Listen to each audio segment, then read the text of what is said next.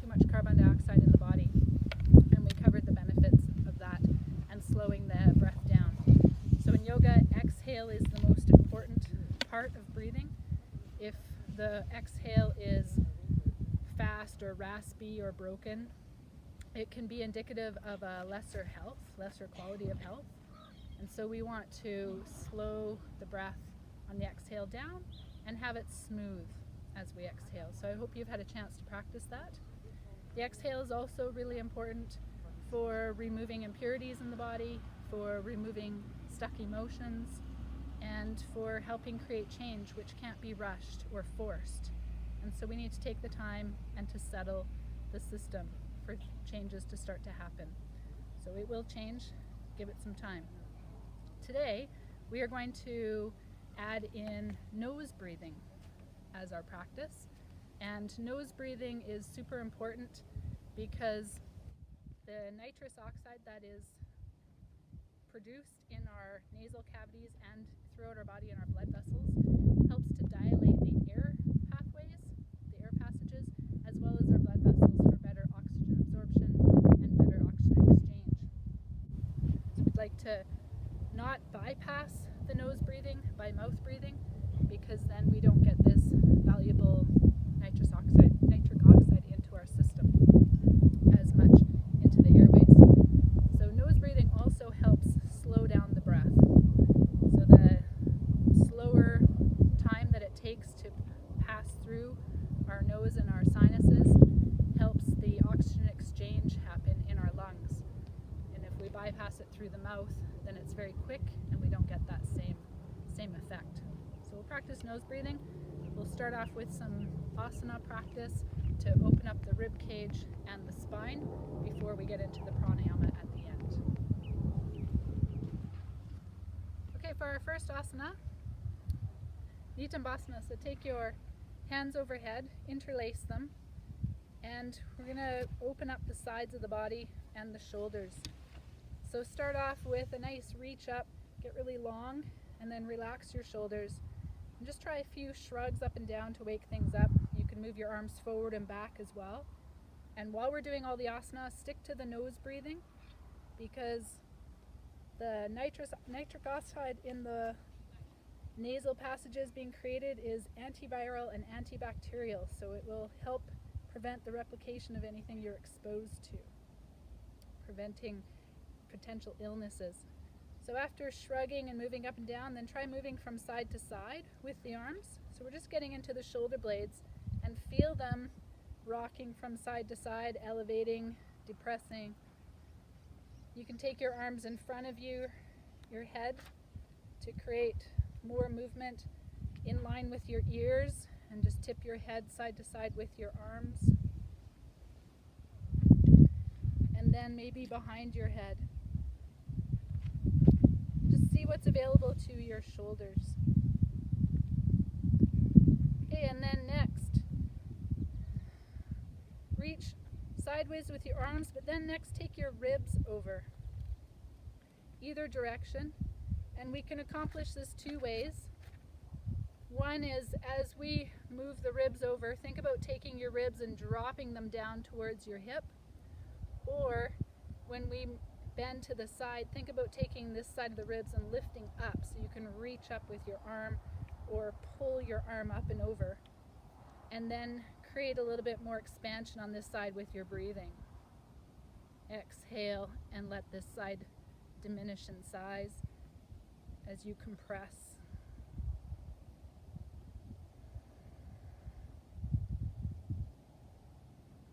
So there's a dropping on one side or a lifting on the other.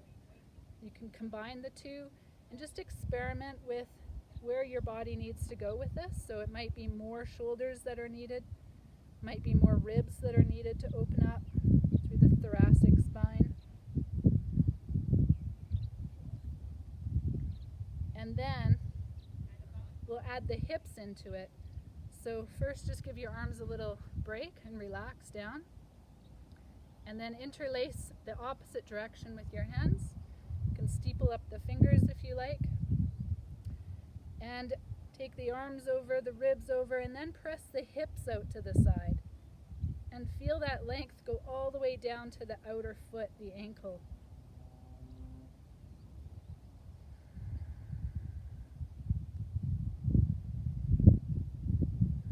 Like we did before, you can move with the breath. Or do some little micro movements in the areas that need the most attention.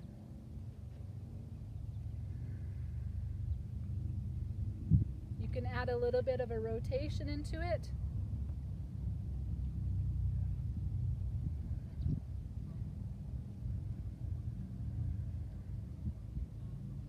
Just seeing what movements are available and which areas need to wake up a little bit more. Our next asana is Urvasana. So take your feet on a 45-degree angle. So we're not straight. This is like a squat. But instead of getting wide and bracing everything into a squat as if we're lifting heavy weights, this is going to be much more gentle.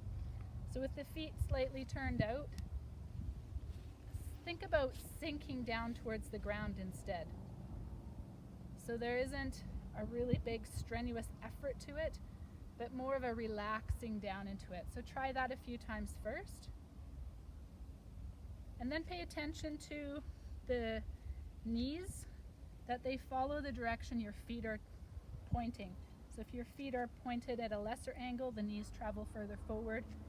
At a greater angle, the knees go wider. So you'll feel a little bit more opening in through the inner thighs. What we're really focusing on today with the ribs and spine opening up is that we don't tuck the pelvis under and drop our tailbone down, because this tends to put all of our weight into our knees, and we don't want to be overarched and really compressing through the lower back. So find a happy medium here. So get into a neutral spine, neutral pelvis where it's comfortable, and think about your tailbone dropping down and lengthening as you sink down into this squat motion, so that the lumbar spine gets this lengthening effect. Not so much that we're tucking under, but we don't want to hold it in a compressed position, so let it lengthen back.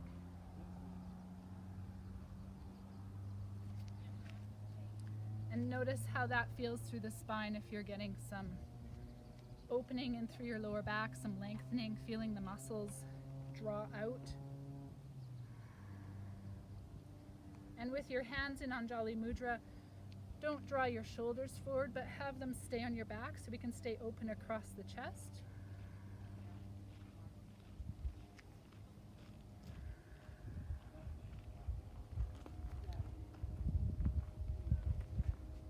Okay, and next up we'll lay on the ground for some twists of the spine.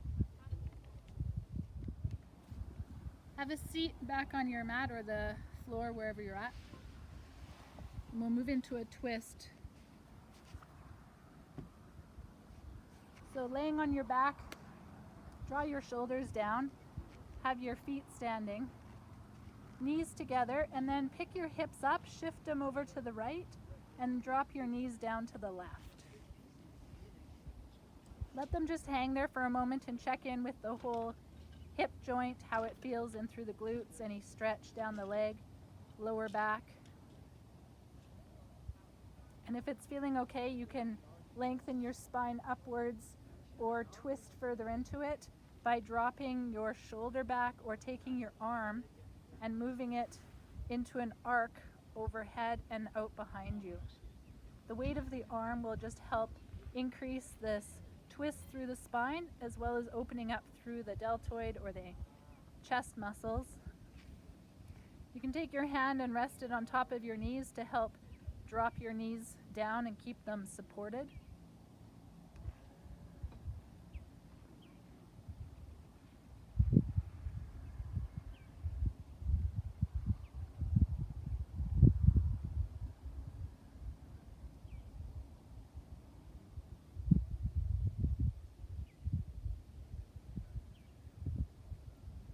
And notice where the sensations of this stretch is for you, how it affects your breathing, and continue to breathe through your nose throughout so that the breath is slow and quiet. You're not doing a lot of activity, so Keep it calm, keep it mellow, long exhales. Move to the other side. Straighten out first and just roll through bridge a couple times, or pull your knees into Uttanasana for just a little recovery. Check into the comparison of the two sides, how your spine feels, how your breath moves into your back.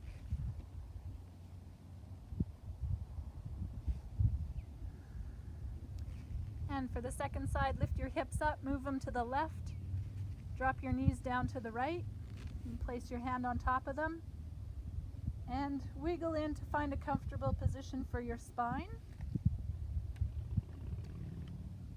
If you want more stretch, take your arm out to the side again.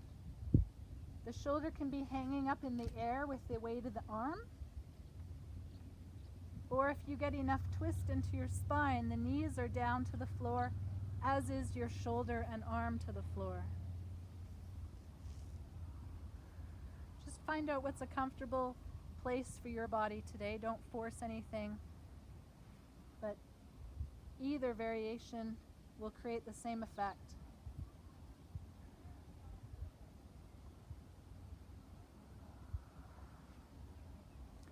As you're breathing here through the nose, notice how when we twist something up, it shortens it. And so as you exhale, you can perhaps twist in a little deeper. And as you inhale and fill up, that you untwist slightly.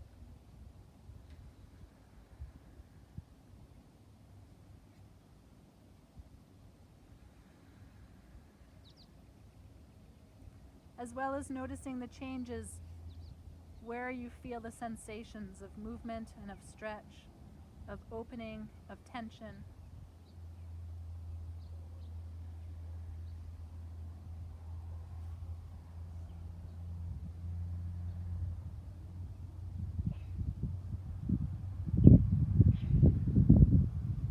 Okay, to come on out of this one, again, straighten out your spine. And rock your pelvis gently to create some movement, or hug your knees in for a little stretch through the back, some lengthening. Breathe into your lower back.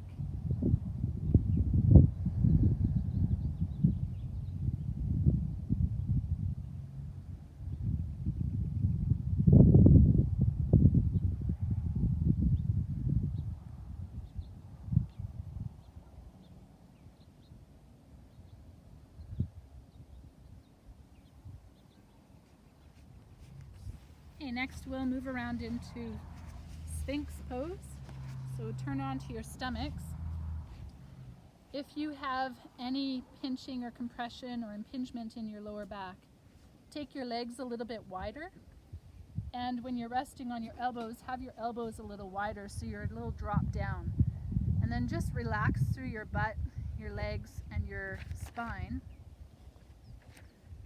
And if everything is feeling okay, then you can play with taking your legs in closer together. You can turn your knees and your feet or your toes outwards, or perhaps try turning your knees and toes inwards with the heels dropping out, and see which is a better position for you. It may change this afternoon, tonight, tomorrow. So which is the right position or gives you the most benefit in this moment? And then walk your elbows underneath your shoulders to increase the back bend a little bit more if it's appropriate for you today. And instead of just pressing up and again compressing and putting the pressure in the low back, we're going to think instead about taking the chest and reaching it forward. So if your hands and elbows are pressed into the ground or the floor or the mat, then think about pushing your chest forward and then down into your elbows so that you push down through the shoulders and lengthen your neck. This gives a nice feeling of elongating the spine and the arc instead of just a hinge point where we compress the lower back. So one is there and the other is forward and up. Keeping your hips on the ground or your ilium, pubic bone on the ground, you'll feel more of a lengthening coming between your rib cage and your pubic bone. So breathe into your abdomen here. to create a little bit more opening, more flow, and more awareness.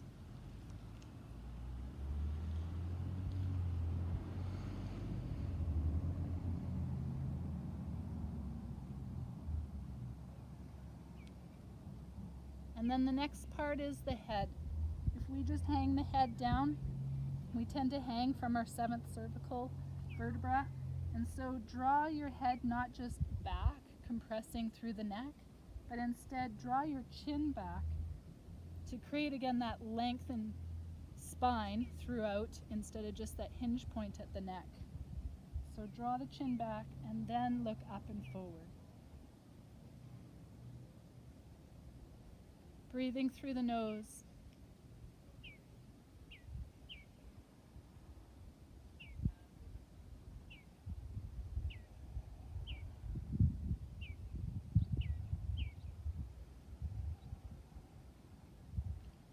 We can add some other little micro movements to this as well as the breath by gently looking over one shoulder or the other.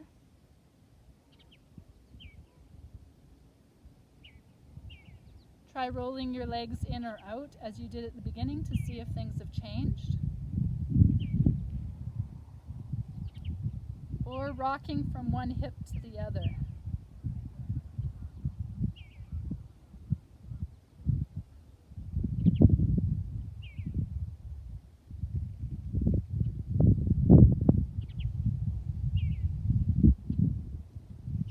Okay, come onto that slowly and just rest your head down. Breathe into your lower back.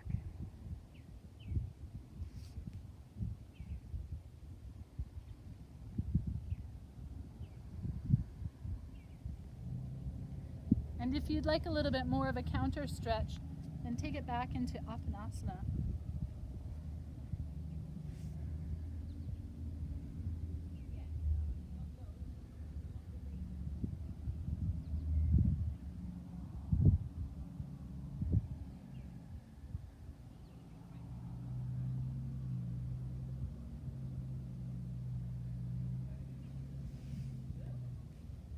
Okay, when you're ready, the next asana is a wide-legged forward fold. You may want to have a block or a bolster or a cushion handy. So in this, we don't need to take our legs as wide as we can at the start.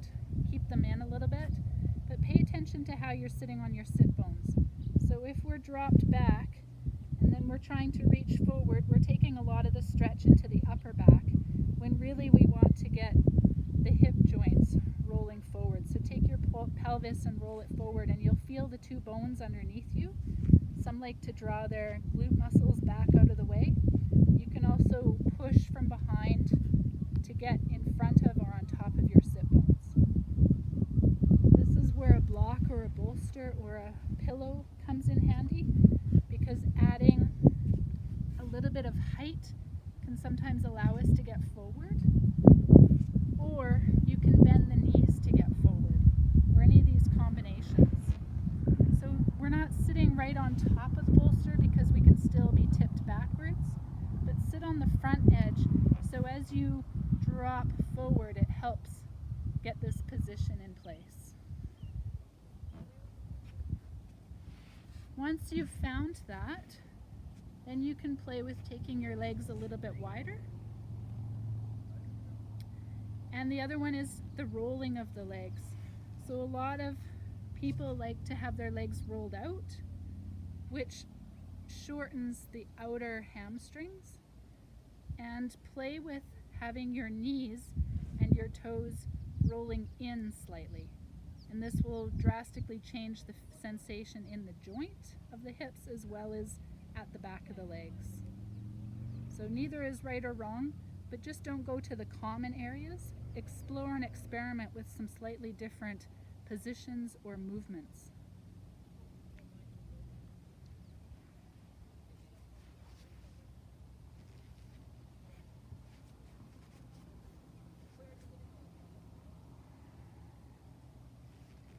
We can again support from behind once we found a place, and just add a little bit of rocking from side to side on the sit bones.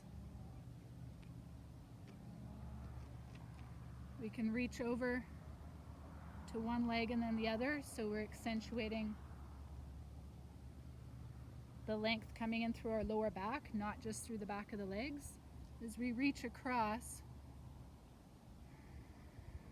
notice how that feels through your lower back and hips.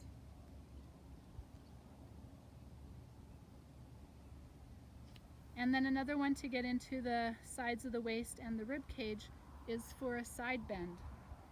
You can reach overhead, and like we did in the start with the standing pose, reach your arm up to really create the lift of the ribs off of your ilium or your hip bone as you come over, versus just falling to the side and maybe shifting the ribs. So create that space through here. Again, with this, we can add a little bit of the rotation, change it up. It's a combination of rolling from side to side or just moving into the side bend. So it's not about what can you do, but what feels appropriate for you today. Where are the sticky points? Not where do you look good or where can you go far, but where are the spots that need more attention?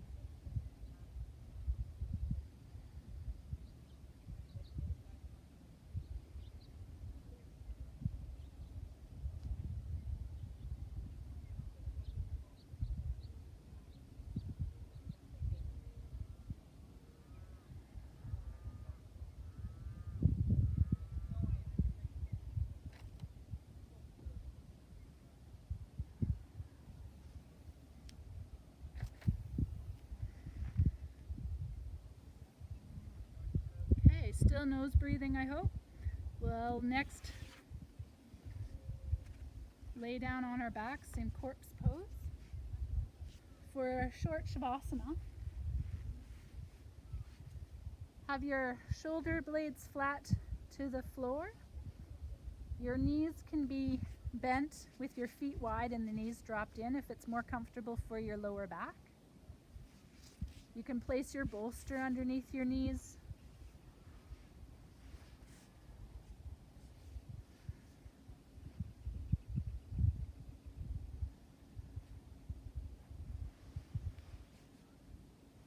And preferably having your eyes closed to reduce any distractions and really tune into what is it like to nose breathe.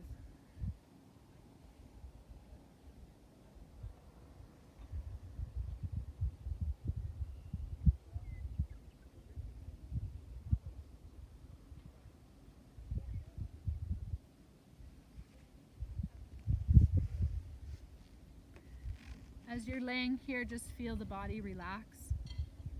Every exhale is slow, quiet, smooth, and lengthened out, as we practiced in last session. Nose breathing to help calm the nervous system. When we mouth breathe, we tend to be in a little bit more of a fight-flight response at some level. And when we nose breathe, it helps to settle the nervous system into a rest and digest state.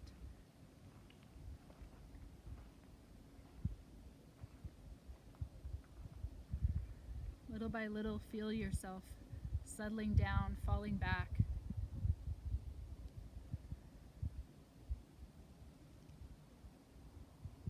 And if there's any part of your body that you notice is being held tense or not truly relaxed, or you're not sure, or just typical areas that you hold tense, then tense those areas up a little bit.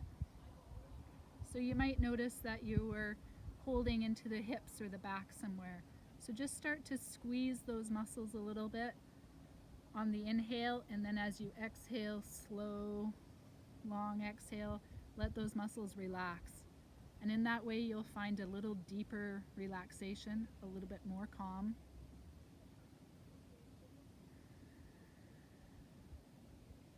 The same thing might happen through the shoulders or the jaw, or common areas, muscles of the face.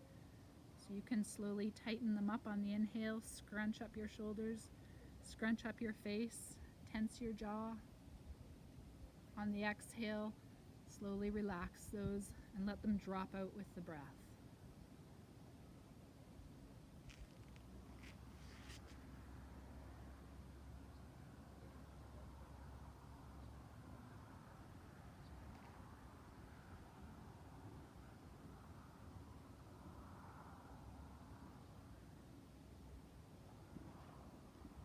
more we practice this relaxing technique, the quicker we can get into a relaxed state. So Shavasana is a nice opportunity where everything is calm, we have no distractions, and we're paying specific attention to it. But if we practice this any time of the day, standing in a lineup or doing dishes, brushing our teeth, chatting with someone, just notice the nose breathing and dropping into your feet, dropping into your body. And it'll put you into this more relaxed state where we think clearer, our bodies are relaxed, we have better blood flow, our airways are a little bit more open, they're not restricted, and it's harder to breathe.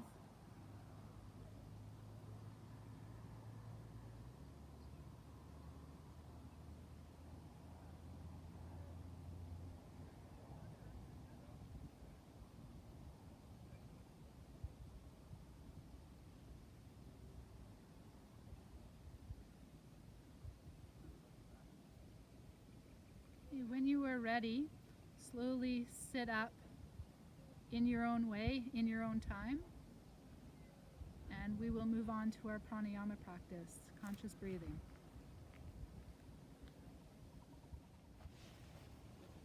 Once you're seated, you may want to find a chair to sit on, use a block or a bolster for more height. We covered easy sitting pose or sukhasana, which is just one leg out in front of them, the other one somewhere. They can be quite far out. You can be into a cross-legged position. Anything that's comfortable to be seated for a while. We've opened up some through the ribs and the spine, which is in preparation for sitting. Siddhasana is having the ankles stacked, which is another option for sitting. Or you can tuck the toes in for a more fully locked in position. So once you've found a place of comfort where your spine is upright, so the same as in our forward fold with the wide legs, that we're not tipped back and then really rounded, we can't get the breath into the diaphragm as well. So get up onto your sit bones, find some height or find a chair or a different leg position where you can maintain that position is the most important so that we can breathe fully all the way around in the diaphragm.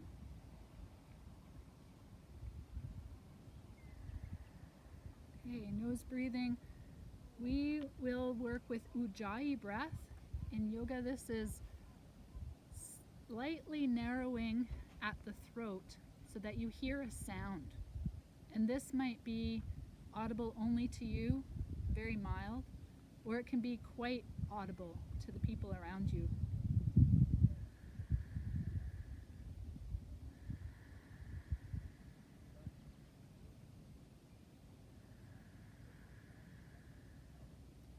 So concentrate or focus your mind on that sound.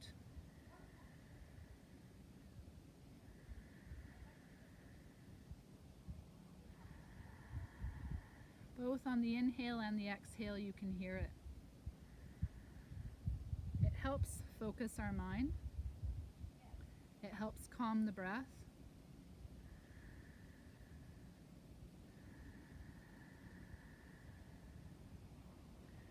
Humming is another way that we can increase nitric oxide in our system. And so just as we're listening to the sound of Ujjayi breath, on the exhale you can make a humming sound.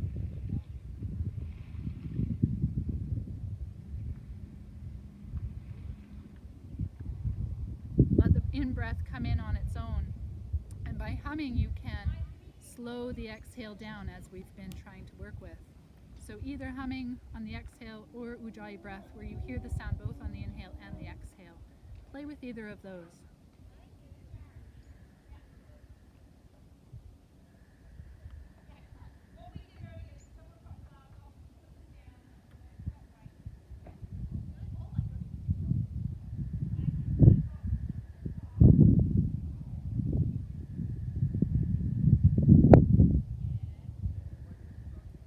Also focus on the feeling of the sound, the vibration that moves through your throat and neck.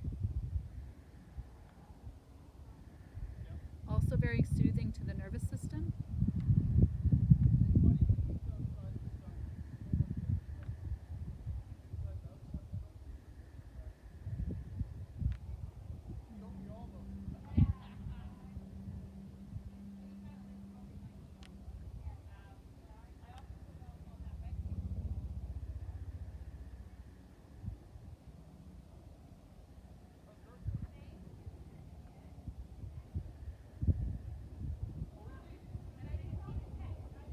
Keep working with Ujjayi breath.